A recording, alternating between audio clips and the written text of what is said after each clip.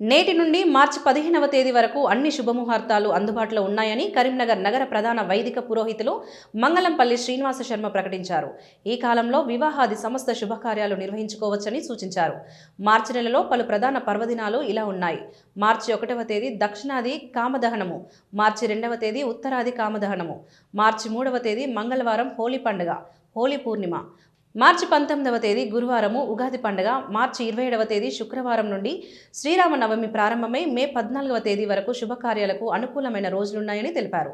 అయితే ఈ సంవత్సరం మే 17వ తేదీ నుండి జూన్ 15వ తేదీ వరకు అధిక జ్యేష్ఠ మాసం ఉండడంతో ఆ సమయంలో శుభకార్యాలు నిర్వహించరాదని సూచించారు. తిరిగి జూన్ 17వ తేదీ నుండి జూలై 9వ తేదీ వరకు నిజ జ్యేష్ఠ మాసంలో మళ్లీ శుభముహూర్తాలు అందుబాటులో ఉండడంతో వివాహాది శుభకార్యాలు ఘనంగా నిర్వహించుకోవచ్చని నగర ప్రధాన వైదిక పురోహితులు తెలిపారు.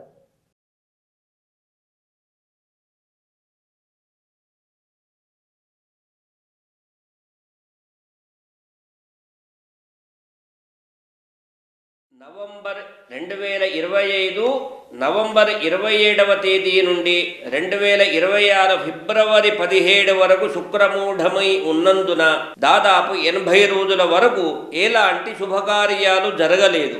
2026 ఫిబ్రవరి 18వ తేదీ నుండి 2026 మార్చి 15వ తేదీ వరకు అన్ని మంచి రోజులే ఉన్నందున వివాహాది సమస్త శుభకార్యములు రాష్ట్ర వ్యాప్తముగా ఉమ్మడి జిల్లా నగర వ్యాప్తంగా ఘనంగా వివాహాది ముహూర్తాలు జరుపుకోవడానికి ఏర్పాట్లు చేసుకుంటున్నారు.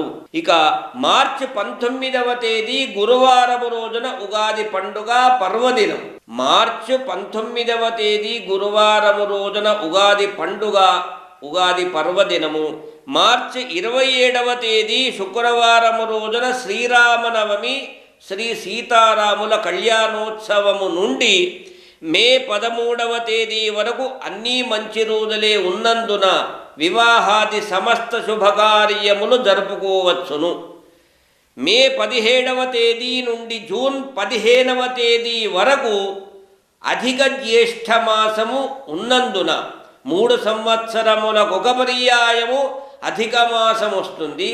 ఈ సంవత్సరము 2026లో మే 17వ తేదీ నుండి జూన్ 15వ తేదీ వరకు అధిక జ్యేష్ఠ మాసము ఉన్నందున వివాహాది శుభకార్యములు చేయకూడదు.